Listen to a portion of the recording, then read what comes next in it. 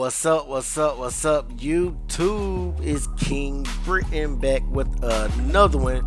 Man, another exclusive new lawsuit filed by a Florida man against P. Diddy, y'all. Naming Beyonce, LeBron James, and also other big name celebrities who claim they was involved with some, I'll just say some misconduct. What we gonna do with Diddy, y'all? What we gonna do with Diddy, y'all? I'm just waiting for the case. I'm just waiting for the trial to start, to be honest. I'm waiting for the trial to start. But hey, man, y'all make sure y'all like the video, subscribe to the channel, leave your reactions down in the comments, and we're gonna check out Law and Crime's Jess Weber as he breaks down the biggest, latest bombshells on Diddy. Check it out. Those are some of the names that appear in an explosive new lawsuit filed by a Florida man against Sean Combs, claiming he was a victim of sex trafficking and kidnapping at the hands of the music mogul. So why are these celebrities mentioned? What are the allegations? And most importantly, does any of this hold water? Welcome to Sidebar, presented by Law and Crime. I'm Jesse Weber. You know how when we talk about Sean Combs and all of his legal troubles, there's always this, oh, which are the big names, which are the big celebrities that are involved in all of this, all of his alleged sexual misconduct? Well, I'll tell you what, according to a brand new lawsuit, several. There is an explosive new lawsuit that I'm going to break down for you, filed by a man named Joseph Manzaro in Florida. And this is actually in Florida federal court. So he is actually identifying himself in this lawsuit. He's not using a pseudonym. And he claims that he is a survivor of human trafficking and sexual exploitation, and more specifically, as outlined in the complaint, quote, plaintiff was drugged, transported against his will, and sexually maimed as a victim of a coercive and organized criminal enterprise beginning in 2015, orchestrated and facilitated by the defendants.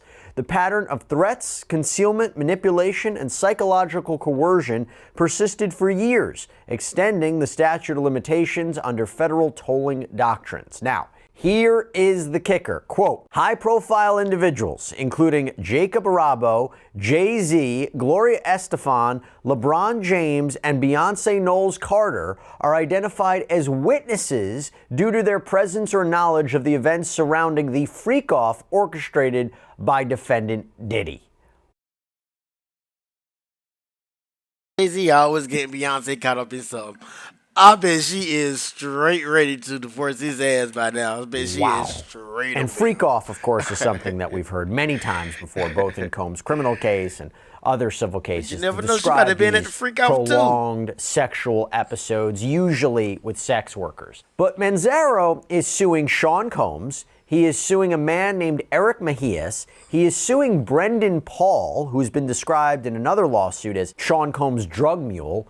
Emilio Estefan, who is married to pop superstar Gloria Estefan, and Adria English, who filed her own lawsuit against Sean Combs, claiming she too was a victim of sex trafficking. By the way, it's interesting he's not suing these other celebrities that I mentioned, like Jay-Z and Beyonce and Gloria Estefan, possibly because he doesn't believe their alleged liability amounted to a civil claim, but seems to want to call them as witnesses at a trial, although I have to imagine they will do everything in their power to quash any subpoena should this case progress, and we'll talk a little bit more about whether or not it will. But we want to get into the complaint, and we want to read this. So it reads, quote, on or about April 2015 at approximately 5:30 p.m., very specific time there, plaintiff arrived at his residence located at 424 Valley Forge Road, West Palm Beach, Florida. As plaintiff unlocked his door and turned the handle, he felt a greasy substance resembling Vaseline on his hand. Plaintiff attempted to wash his hands, but lost consciousness before he could do so. Okay, now first off, that is eerily consistent with other accounts that Combs allegedly spiked lubricants of unsuspecting victims. Hey everybody, this is a Law and Crime legal alert. Did you know that children are being diagnosed with serious conditions like type 2 diabetes and not... It's no way Diddy just he's just putting baby oil on everybody, y'all. But maybe that's his thing, though. He probably, put G in it and squirted and absorbed through the body. And I don't know, man. If he is doing something like that, that's just sick, though. But everybody do have the same story. Frustrated in any way. I don't think that's been clarified in any way why he would be targeted or allegedly targeted. Also, I have to say, kind of interesting in this alleged kidnapping plot that this is the way that you would potentially kidnap somebody. You basically douse this door handle in a spiked lubricant in the hopes that it would knock somebody out. But moving on, he claims that he passes out, he wakes up, and then he's in the backseat of a car. And he claims that this car is driven by Mr. Mejias, and there's another person in there, a Boney Rivera. And he claims before passing out once more, he hears Rivera telling Mejias, he's waking up cuz, what should I do? Do you want me to knock him out? To which defendant Mejias allegedly responded, no, don't touch him. Don't worry. Just give it a minute. He'll fall back asleep again. I gave him a lot of that scopolamine, which is apparently an anti-nausea medication. Now, from there, Manzaro claims that he woke up at Mejia's place in Deerfield Beach, which is about 30 miles away, and he claims that is where he was held against his will. He claims he witnessed a man identified as Omar Bravo deliver cocaine and meth to Mejias, and Brendan Paul was there, quote, appearing nervous and sat with a motorcycle helmet in his lap. Again, very specific details. And he claims the drugs were placed in Paul's backpack, who then remarked how Combs wanted Manzaro brought to a freak-off event. Now, this is where all the celebrities come in. So Manzaro claims that he was taken to One Star Island Drive in Miami, Florida, and that Mejias informed security there that they were attending an event at the Estefan Mansion and mentioned it was Christian's birthday party that night. Now, in this complaint, it's not clarified, as far as I could tell, who Christian is, but it seems to be, possibly, this was Christian Combs, Combs' son. And by the way, a quick search online seems to indicate that Christian's birthday is, in fact, April 1st, which, by the way, is interesting that this lawsuit was filed 10 years to the day, yesterday, April 1st, on Christian's birthday. Bro, these lawyers be playing dirty, man. They be playing dirty. Just how they filed that lawsuit right before Blue Ivy premiered.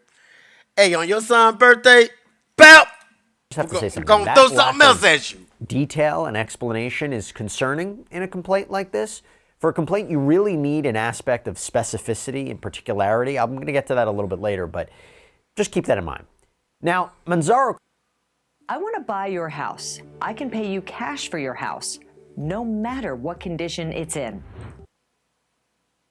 claims that the security logs at the entrance of Star Island would reflect this entry, so something that he hopes to get during the course of discovery. Now, from there, the complaint reads, plaintiff was dragged through the back entrance of the Estefan Mansion at approximately 12:30 a.m. Not sure how he knows that time if he was in this drugged state, but he continues, inside, Gloria Estefan panicked upon seeing plaintiff's deteriorating state, demanding, call an ambulance. However, defendant Emilio quickly silenced her and ushered her away into the crowd. At that moment... But why she ain't called an ambulance? If she was really there, why she ain't called an ambulance? Plaintiff briefly saw LeBron James, who was wearing a white bath towel, brown shower shoes, and carrying a shaving bag, walking through the hallway. LeBron James looked at plaintiff and, in response to Gloria Estefan's plan for an ambulance, remarked, "Y'all better do something about that." Quote, plaintiff was then led by defendant Adria, who identified herself as Diddy's personal sexual assistant, and through a concealed tunnel that connected the Estefan mansion to defendant Diddy's mansion, plaintiff was secretly transferred to defendant's Diddy mansion. So that's going to become a question if, in fact, their mansions are close enough for this to even happen, and whether there is evidence of this underground tunnel or this tunnel of some sort. Quote, upon regaining partial consciousness, the plaintiff found himself inside a large party area upon information and belief that it was Diddy's son's birthday party. Jay-Z and Beyonce Knowles Carter were seated in the room, and upon seeing plaintiff, Beyonce Knowles Carter asked, "What's this? What's this all about? Why is this half-naked white man with a blank mask standing here in front of me?" Defendant Eric responded, "Diddy wants him to see what we do to snitches. This is part of his punishment." Plaintiff was forcefully paraded through multiple rooms filled with people who were jeering and taunting him. Defendant Diddy explicitly ordered plaintiff's degradation, stating, "He's going to find out what we do to snitches tonight. Get him undressed." So from there, Manzaro claims he was stripped, put in a shower, forcibly washed by two women while Mejias and Rivera watched, and then was outfitted in a thong, a black leather mask with a lock over his mouth, and then, quote, subjected to degrading and non-consensual acts at the direction of defendants Diddy and Adria. Now that sounds like some real freaky shit. Hey, forgive me. I'm not laughing at the victim's pain, but this story, this one is up there. This one is up there. Let's go, Jesse. Let's go, Jesse. Assaulted and forced to partake in unwanted sexual activity. And then he claims he passed out. Now, from there, he claims he woke up, found himself locked in a dark side room. Adria English and Mejias come in. They dress him, take him off the property, and then enters Jacob Arabo, also known as Jacob the Jeweler. You probably know who he is. Quote, while still semi-conscious, plaintiff encountered Jacob Arabo, who was visibly disturbed upon seeing plaintiff in his forced attire. He asked, "What's this? What's going on with this guy? Why is he standing here staring at me with a penis strapped to his face?" Defendant Eric responded, "Oh, he's just some guy who's a snitch. We're teaching him a little lesson." Defendant Emilio intervened, instructing Defendant Eric and Bonnie Rivera to move the plaintiff out of Jacob Arabo's sight. Gloria Estefan again pleaded for an ambulance to be called, but Defendant Emilio silenced her and shoved her into the crowd. Upon leaving the event, plaintiff overheard Defendant Diddy ask Defendant Eric, "You're going to be getting rid of him, right?" To which Defendant Eric responded, "Yeah, I'll be taking care of that." Following this described freak-off event, Manzaro claims he was taken back to that house where he claims he was originally kept. He was savagely beaten and then left for dead inside of his own apartment. When a gang member later inquired about how plaintiff was kept unconscious, Defendant Eric responded, "Xylazine, trank." Now, again, I have to say, I struggle with the question of how he knew that this was allegedly said. Did he overhear it? Okay, that's a possibility, but could he, through these alleged beatings and druggings? And that's going to be, I imagine, a difficulty for him in pursuing this case. Now, Manzaro claims as a result of all of this, he suffered physical injuries, internal trauma, groin damage, sexual maiming, hernias, and he claims he can prove this through documented evaluations from a urologist and a surgeon. But then Manzaro alleges that Eric Mejias would continue to harass and intimidate him in the years following this attack, including issuing death threats and threats to kidnap Manzaro's son. And Manzaro believes that this was all to keep him quiet. And he even claims that surveillance footage and police reports confirm attempts by Mejias to approach Manzaro's property. And this is where things take another turn. And this is for all you true crime enthusiasts out there. Why?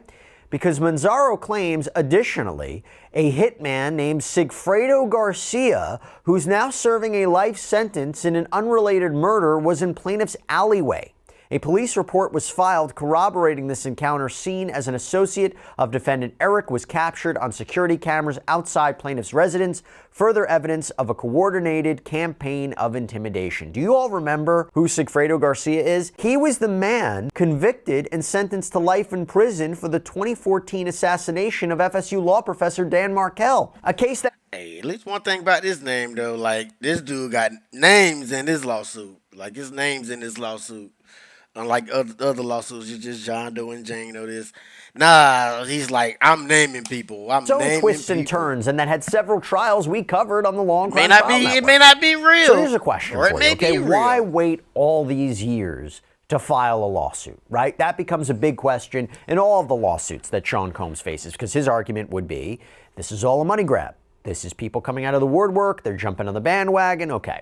Quote, defendant Adria actively obstructed plaintiff's ability to seek justice by tampering with evidence, interfering with legal proceedings, and conspiring to conceal the crimes committed against plaintiff. Defendant's acts of coercion, obstruction, threat, and ongoing intimidation persisted until at least 2021, demonstrating a clear pattern of misconduct that effectively told the applicable statutes of limitation under federal and state law, meaning the claims aren't time barred anymore because he couldn't bring these claims earlier. Quote, plaintiff has now compiled the necessary evidentiary foundation to proceed with this legal action, including verified medical records, sworn witness statements, and corroborating documentation directly implicating the defendants in his abduction, drugging, sexual exploitation, and abuse. Okay, so he claims he has the goods. But before I get into the claims in this case, all the causes of action that Manzaro is alleging, I just want to say this real quickly.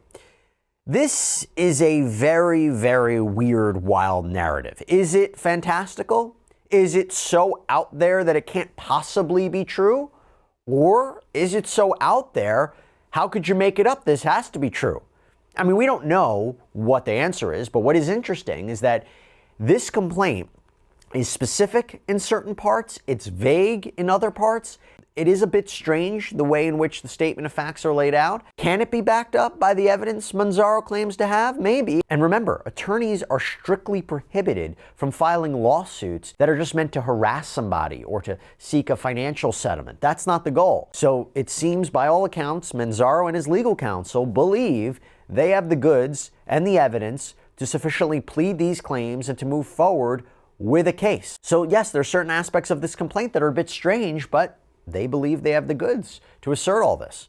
So let me go back into the claims here, okay? There are 15 causes of action that are being filed. First, we have human trafficking under both federal and Florida state law against Sean Combs. Namely that Combs, quote, knowingly recruited, transported, harbored, and obtained plaintiff through an organized and coercive criminal enterprise utilizing subordinates and co-conspirators to facilitate plaintiff's trafficking for the purpose of sexual exploitation. That this includes Combs allegedly directing and orchestrating Manzaro's abduction, him getting drugged, transported, kept at this private residence, all against his will, and then subjected him to non-consensual sex acts. And what makes this commercial for purposes, let's say, of sex trafficking, quote, plaintiff was subjected to non-consensual and degrading acts in a commercial setting where influential individuals, including celebrities and high-profile guests, were present as participants and witnesses. The defendant profited from and facilitated a network of trafficked individuals forced into sexual exploitation at his events, creating an environment where victims were rendered powerless through drugs, violence, and coercion. The second cause of action is human trafficking. Why are you not investing in tax liens? No, seriously. Man, why are you not investing into one of the most incredible trafficking, but this one is against Eric Mejias for his alleged role in drugging, transporting, and harboring Manzaro for purposes of sexual exploitation. Third, human trafficking against Brendan Paul, namely that he was allegedly an active participant in luring Manzaro into an environment where he would be drugged, transported, and sexually exploited. Fourth, human trafficking against Emilio Estefan. So how's he definitely told on Diddy how his charges got dropped. He told the feds whatever they needed to know when he got arrested. Hook? Well, the complaint reads, defendant was a key enabler of plaintiff's trafficking, using his influence, resources, and industry connections to facilitate and conceal the human trafficking enterprise led by defendant Diddy. Defendant knowingly allowed, facilitated, and provided locations for the trafficking of plaintiff where he was subjected to non-consensual sexual acts, forced servitude, and humiliation.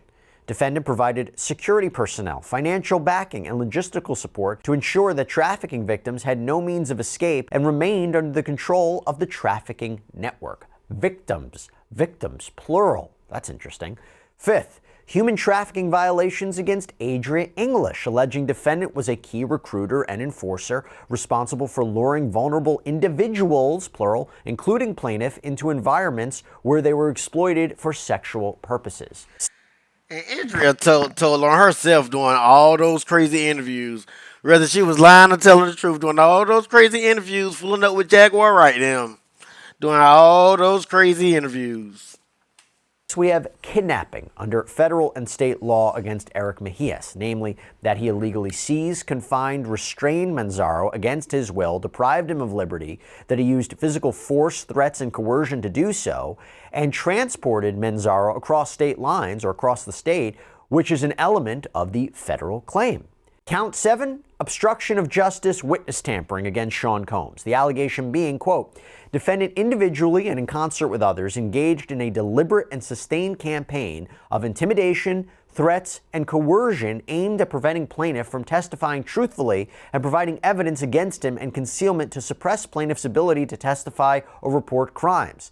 And also, the alleged use of the word snitch to describe Manzaro is key to support that claim. Count 8, same claim of obstruction of justice, witness tampering against Mejias this time, goes back to those allegations of death threats, kidnapping his son, allegedly trying to come on Manzaro's property, all as a way to apparently keep him silent. 9, obstruction of justice, witness tampering against Brendan Paul. Now, this one's interesting because he claims that Paul engaged in a campaign of intimidation and threats and interfered with Manzaro's ability to get medical treatment, and that he, quote, facilitated the intimidation of witnesses and suppressing evidence. Now, I would say, and by the way, this goes to all of the causes of action, you will see immediately motions to dismiss under Rule 12b-6 being filed, which essentially says that if you look at everything that's alleged in this complaint, you take all the facts as true, they don't state viable legal claims for which the law provides a remedy. That here for obstruction or sex trafficking or kidnapping, that what's being alleged doesn't match the elements of those claims. That is classic in any litigation.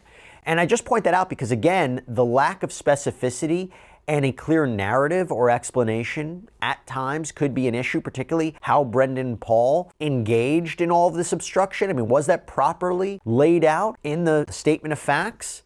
Maybe, maybe not. 10, we have obstruction, witness tampering against Emilio Estefan, leveling the same allegations like Brendan Paul. 11, obstruction, witness tampering against Adria English, leveling the same allegations like Paul and Estefan. 12, we have racketeering against all the defendants under federal and state law.